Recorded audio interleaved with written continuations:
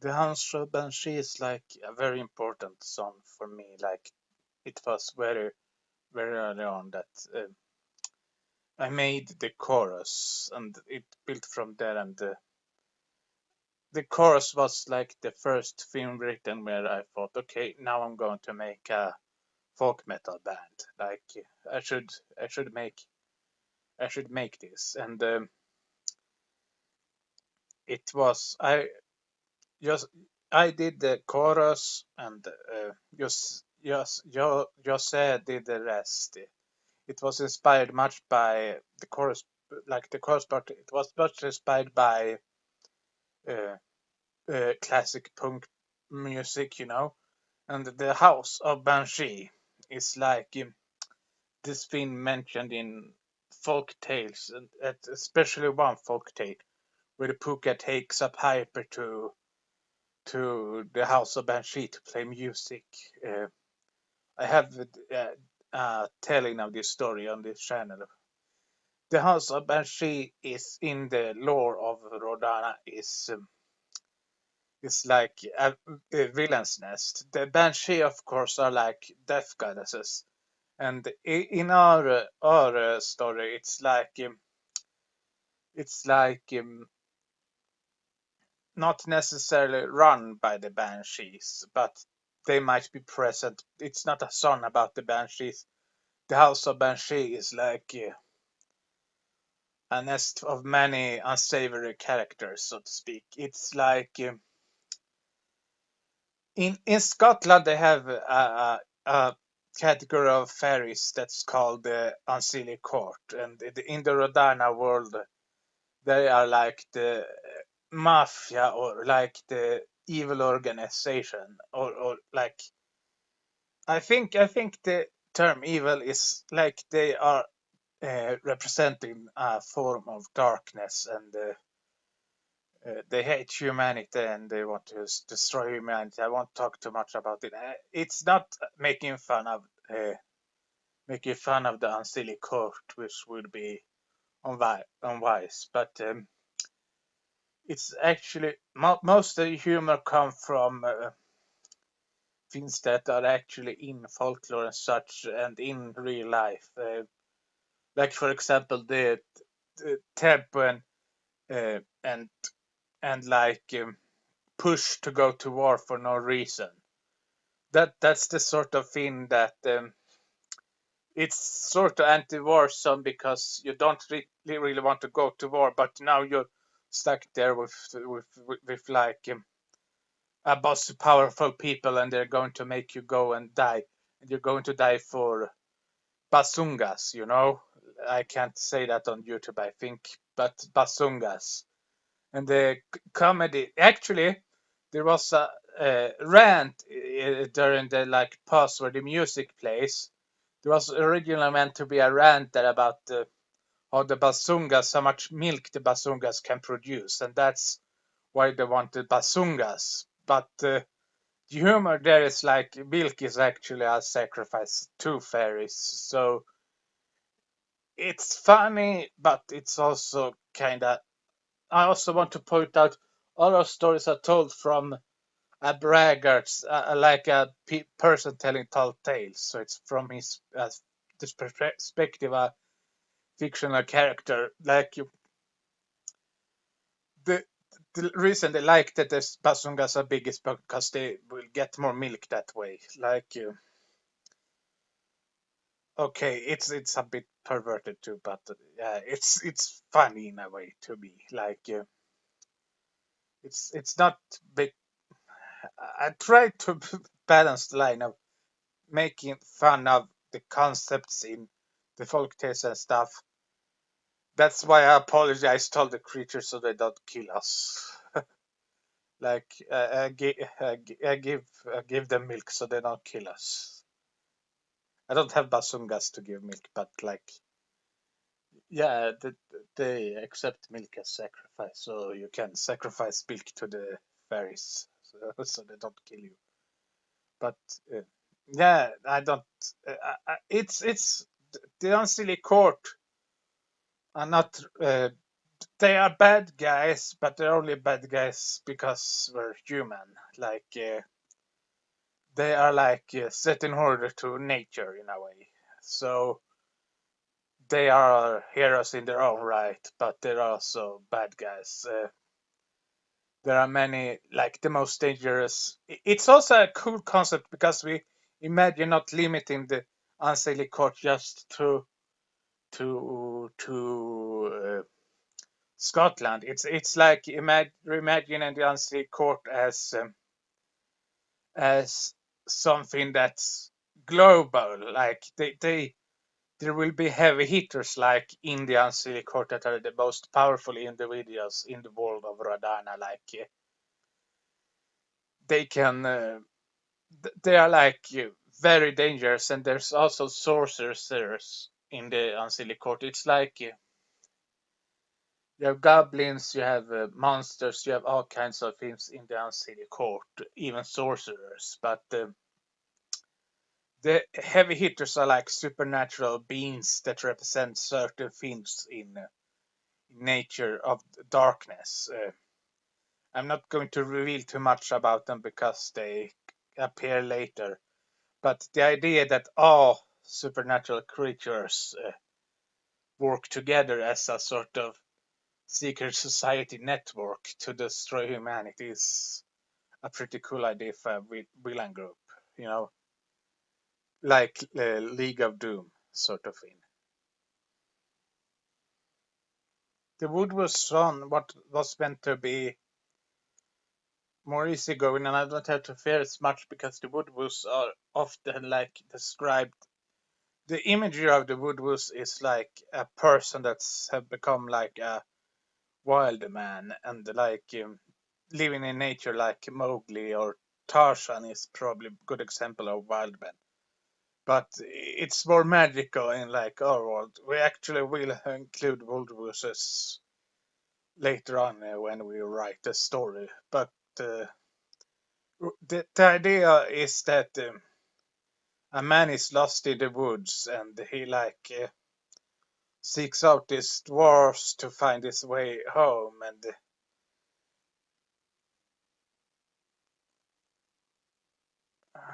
and yeah, they are kind of crazy.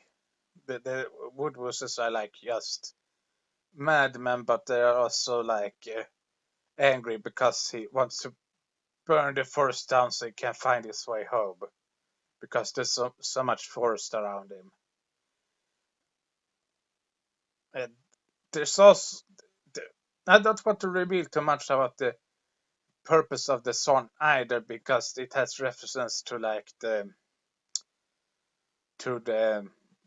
it has references to real life themes, and it also has references to like um, the shaman in a lot of ways, and the death of the shaman. So it's meant to be fun. It's meant to be giddy, and yeah, I think it turned out well. Beware of Redcap is very much a song that it was the first song that me and Jose did together. You know, Jose, like we did this together. First song, I did the intro and he did the rest. Uh, it's the red cap is like a spirit I consider to. I consider him like a border protection spirit because he appears at borders. Like it could be possible that they sacrifice to like did sacrifices and like thus got protection from a spirit that protects the border. Maybe in ancient times. That's my guess as I imagine this song. Um, I like the intro. But I think you said it really good, and I did good with the lyrics. I do all the lyrics, like direct a lot of where shipping should go. Um, The I the idea I got for the tourist destination is actually the movie Troll 2. If you have seen that, like they go to like this village and they see a sign. It's Goblin spelled backwards. I thought it would be fun to do like, what if Troll 2 was a serious movie but still kind of funny, like it's like a slasher movie, like and the Red Cap in this case is a slasher villain. I think the demon reference is also because that's how medieval people viewed supernatural creatures that weren't Christian, at least the church did, like oh, it's a demon, and much of what Red Cap is fits the idea of that demon because he haunts themes of great bloodshed and death, places of death and bloodshed. So uh, it's like an ancient demon awoken. I've tried to balance the humor with the with the with the real creature. Like there are silly things added to the legends too, like he like bathes its hat in blood. That's why it's red, and he needs to do that to keep alive. But so like there is a silly side that's added to the later creature.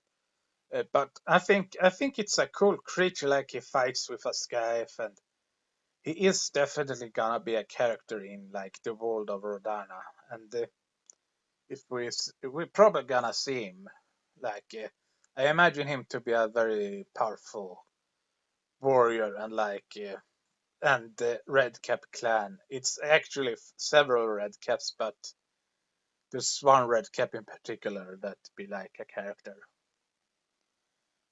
The the song Beyond Pain is like the middle part of the album because we wanted to calm things down in the middle, so it would be like an acoustic song that you could.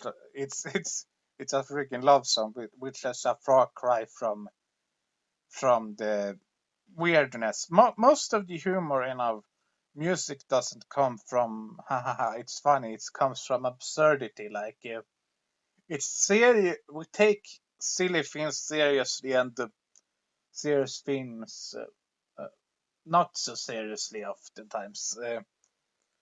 But uh, I think Beyond Pain, it was clearly inspired a bit.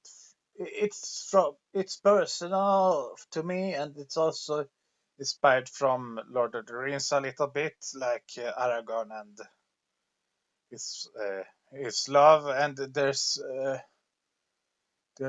Arwen, and there's like also an inspiration from a real folk tale or a person that supposedly lived and fell in love with a elven girl, and he couldn't be with her, and then he saw her wake with the elves, and then he died in his bed. But the idea here is moved from that story into our story. It's like about forbidden love. It's themes that people are always written about, and love affairs between magical creatures and humans often go tragic for some reason in stories.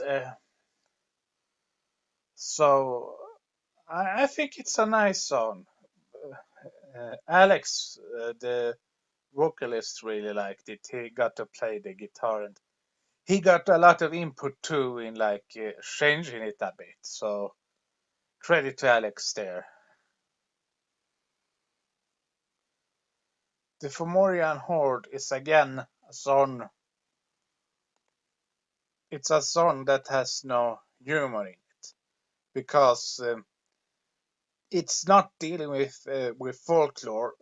When we talk about folk tales, then there's room for being a bit silly because I think they changed a lot from what they originally was, like when they had problem mythological roots. The Fomorian Horde is straight up mythological, like that's why there's no joke in it. Like uh, it's just about the Fomorians and their battle against the gods. The Fomorians are like the Jötnars and the Titans. And it's very much just a song to jam out to. Like it's the darker half of the album that starts there, and there's no jokes at that point. So and yeah, that's pretty much it I can think of. In this case, I also wrote the intro, and Jose did the rest. So yeah, lots of credit to Jose in this one. The Ocean Man, what was the song that I did the most on? Like it's most of my baby. Like the whole melody and such. Like that's my first real breakthrough with the music. Like it's my closest thing of standing on my own 2 feet without any musical training or anything. Like I think it's really awesome. Like I love the Ocean Man. It's based on the Ocean Man, which I have a story of on the channel, but like he's a sort of mythical folktale figure that's like the god of the ocean, and he has ocean monsters and all that stuff. And like he's very mystical, and I don't make fun of him actually. The thing I make fun of him of is that he's actually in the folk tales, legends and such.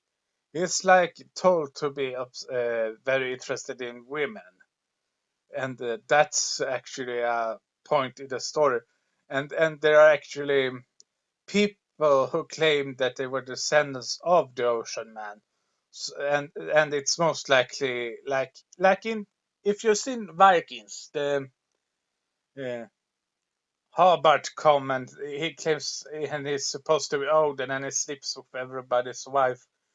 That was sort of the thing that people believed about the Ocean Man. So I thought it was funny, like some guy slept with everybody's wife when they were away, and they blamed the Ocean Man. And that's what if it really was the Ocean Man and he slept with everybody's wife? And the reason he slept with everybody's wife was so he could get an army to defeat humanity, which is the theme of which is the theme of the Unseelie Court. Of course, it's meant to be a bit silly, but hail daddy, we shall reach victory. When ready, we will defeat humanity. We will fight for your supremacy, and by right you will ban every lady. Like that's very operatic when that comes. I love this song. I think I did great. It's like it's serious, but it it derails because of the whole thing with people with wives blaming the Ocean Man for sleeping with them.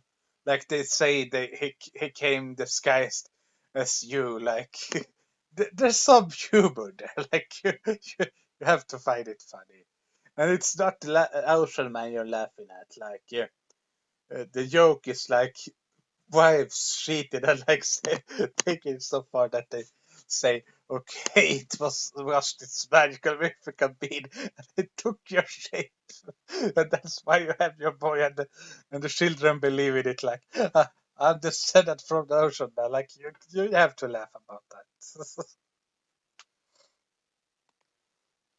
The ocean man was the mailman of the time.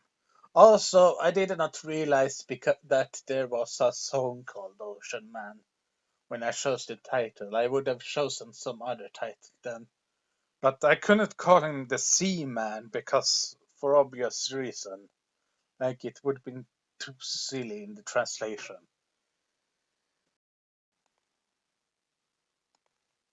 the Spirit of Lyarg is the last song of the album. And Lyarg is, to me, a phantom that you can't make fun of because he has no funny aspects to it. So I made him a tragic and sympathetic figure other than just a mindless killer. Like I was imagining it was a great warrior that got like cursed to fight the earth, wander the earth and continue to fight until he was defeated. But he was never defeated until he met the fool in the story that is the narrator, and he fell to the fool and was finally free to pass on. I think I took inspiration from a cartoon where with Samurai Jack from Youth, like Samurai Jack fights this monster, and it's actually a Viking warrior that got to rest forever when he's defeated. And that's how I wanted to picture Lyarg, like he's not evil, but he's cursed, and he dips his hand in blood and raises the blood red fist to as a challenge. Like this is a real legend, of course. All our songs have real legends, so it's like he's obviously a very cool legend that didn't get altered or sillified ever. So, but yeah, I think you shouldn't disrespect them. And you have to be able to make fun of the things that are silly, so you can get over them and maybe look at them in a more serious, light. Just having these stories retold is important because then the characters and the ideas of what they are don't die out. Like I would have liked to do like more serious stuff with Red Cap, but you have to get through the silly aspect because people think goblins are silly. So you have to get through the silly aspect before you can make a serious song about the goblins. So yeah. I will maybe make more serious song later about goblins, but not right now. So that's the story of this album. It was lots of fun making it and lots of fun to tell about it. Uh, the Spirit of Lyurg actually started off really early, and and it was the last. Like wrote the part with perfect precision, instant precision, when you cross road with the Spirit of Lyurg. His will be fine, no point in trying. When you accept the chance, the mice is certain. Like I wrote that like many years before that part. I wrote many years before even thinking about starting Rådarna, and that was just for fun. And I didn't. I couldn't find it in me to finish a song, but uh, that was like fully written before everything started. So I even had another band where we were. I even had talks with a friend that has another band that we talked about doing that like a song, but didn't turn out. I have a regret with the Spirit of Lyarg. I think we rushed it because it was the last song on the album to be completed, and I wanted to finish the album because we had worked on it so long, and I wanted to just finish it. So I think I kind of got sloppy in repeating the lyrics. I should have come up with something better to make it more variation, but I was stuck there and I couldn't come up with anything. And like, am I really gonna say take months to come up with something cool here? Like, uh, I couldn't come up with anything that I could change that wouldn't have affected the story. Like, I wanted to tell the story, but I didn't know what to put in. But I should have put more work into it. Like, I should have made it better, more perfect. But I think it's still pretty decent as it is, even if it gets a bit repetitive. Like it clearly gets repetitive, but it's nice. I think the Spirit of Liarger is nice, but it's not the best song. Some people will still like it because it's catchy, but a song should not be repetitive. So it's like, in my opinion, my biggest failure on this album, and I take full responsibility for not coming up with something better in the story concept and the lyrical concept.